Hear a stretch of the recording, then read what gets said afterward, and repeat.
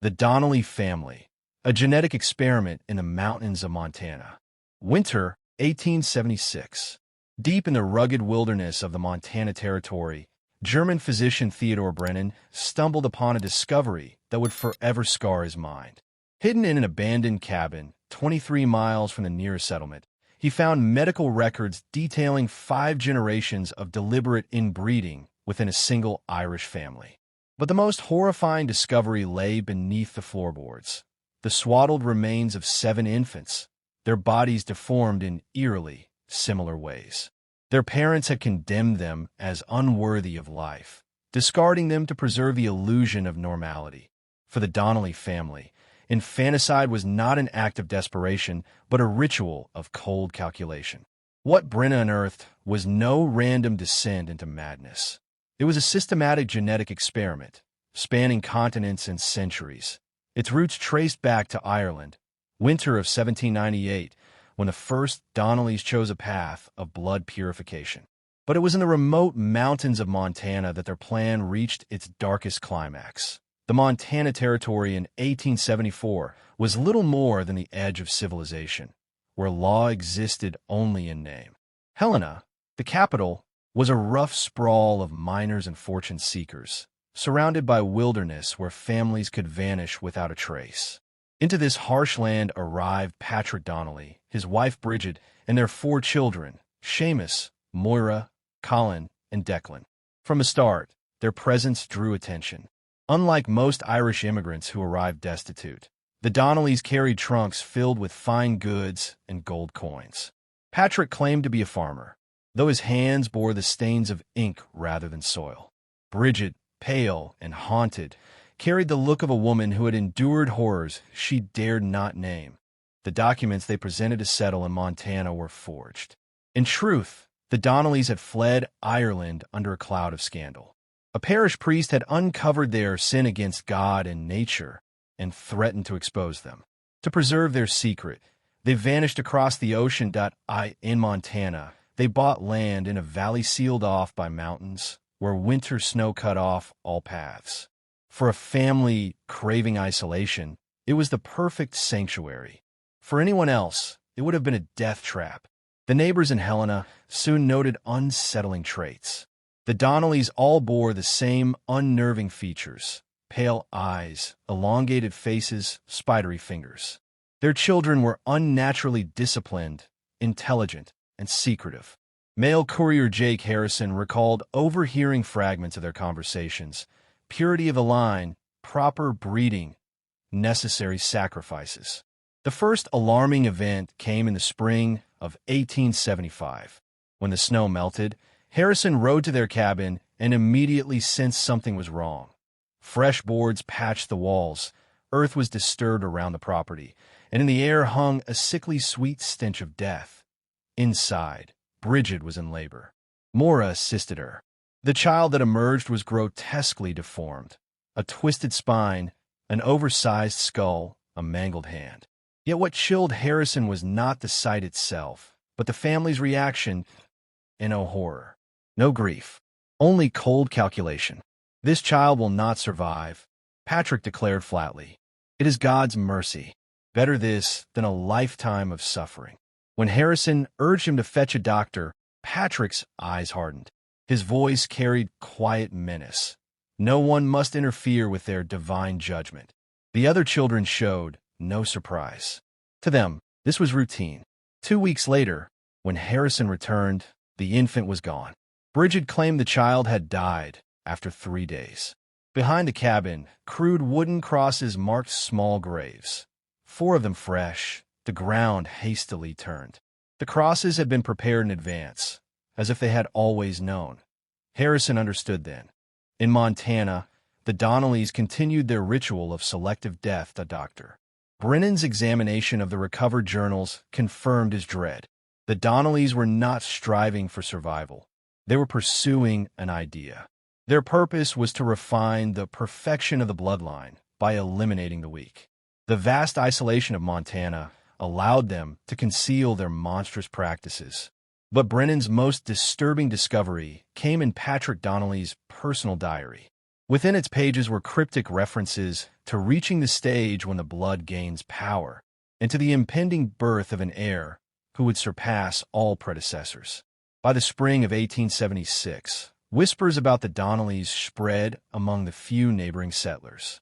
Some swore they saw strange fires burning in the valley all night. Others claimed to hear faint cries, children's voices cut short by sudden silence. Brennan himself finally ventured to the Donnelly homestead. His final journal entry read, "I feel as though I stand at the threshold of revelation. Yet each step closer drags me deeper into an abyss. Their secret is more than madness.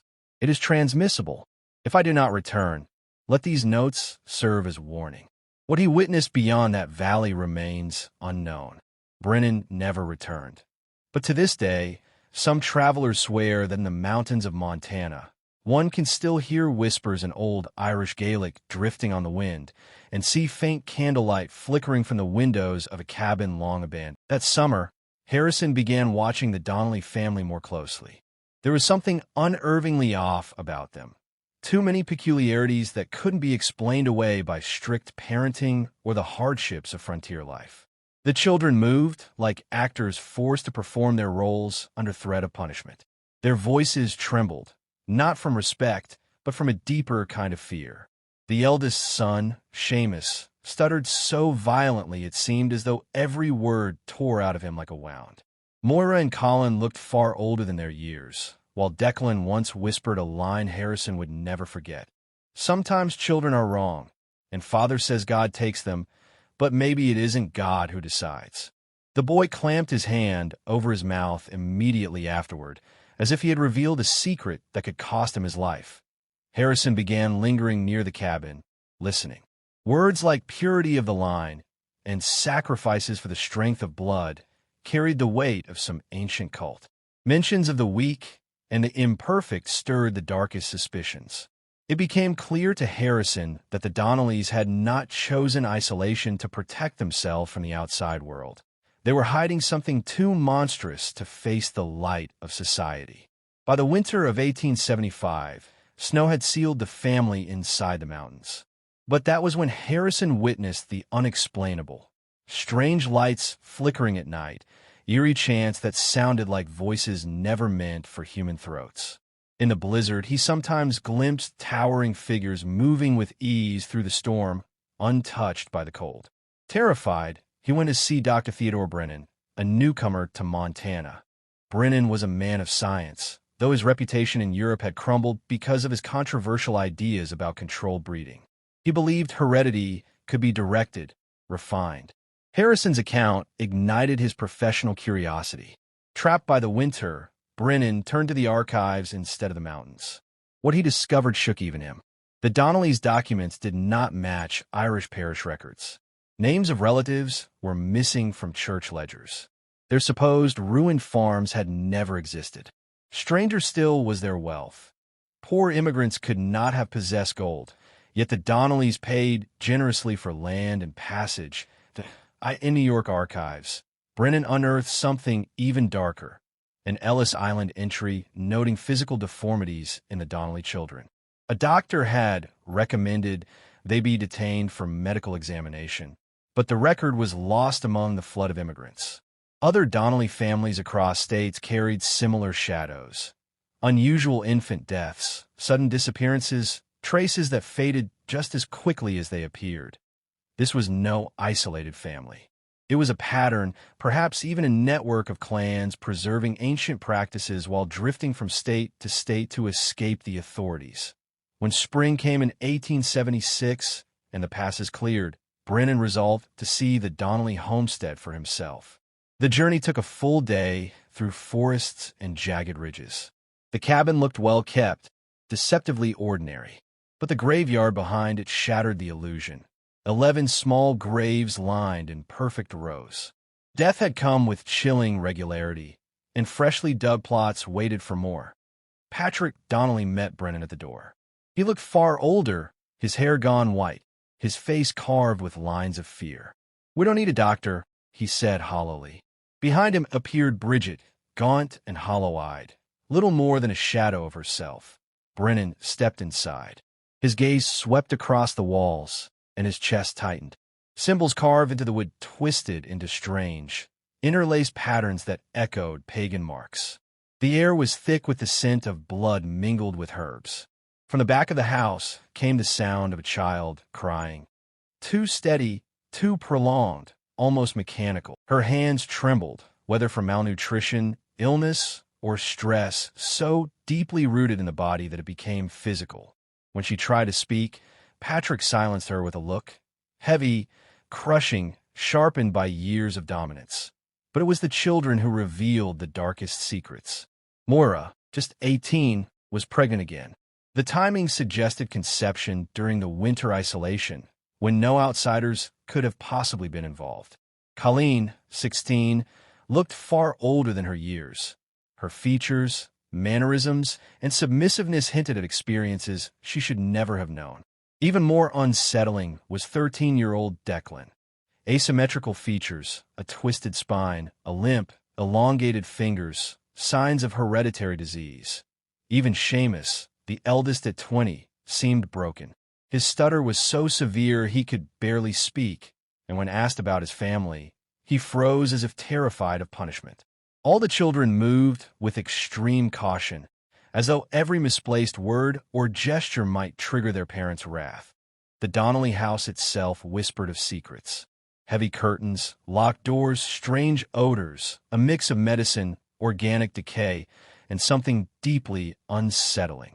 Everything hinted that things happened inside which no stranger was meant to see. Before leaving, Patrick drew Dr. Brennan aside. God sometimes tests families with terrible choices, he whispered. If you could help us without asking questions. Our bloodline carries strength, but also complications. We endure as our forefathers did. But here, in Montana, people wouldn't understand. Brennan understood. Their isolation wasn't about solitude. It was to hide systematic practices that would horrify even the harsh frontier point 2 months later.